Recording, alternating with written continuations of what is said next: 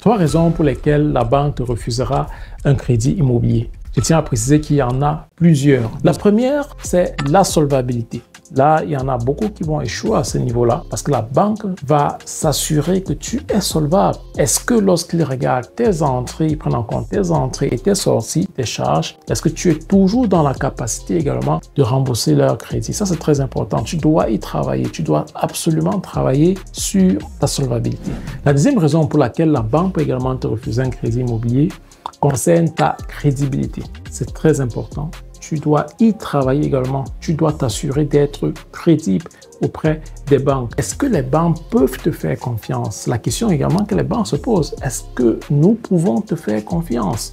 Et pour cela, très souvent, la banque va donc se retourner auprès de la Schufa, va demander que tu apportes ce qu'ils appellent Schufa Bonitet Auskunft. C'est ce document-là qui donne plus d'informations sur ta crédibilité, sur la gestion de tes finances de façon générale auprès des institutions commerciales, bancaires et bien d'autres. Et là, ça concerne la Schufa qui va donc t'attribuer comme ça un score sur ta crédibilité. Donc, il est très important d'y travailler. Tu dois absolument avoir une bonne crédibilité.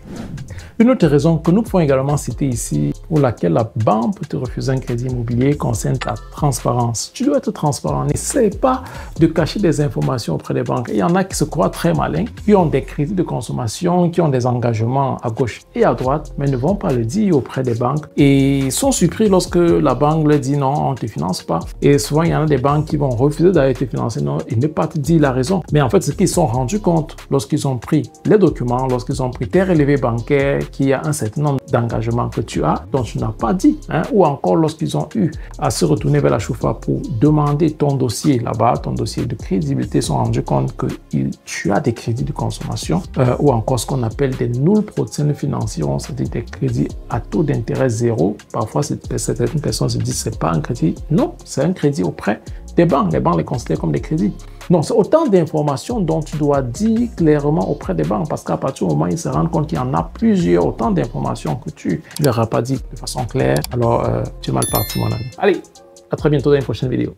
Immobilier, finance, formation, conseil, investissement, retour au pays. Vous êtes chez Safimo Finance.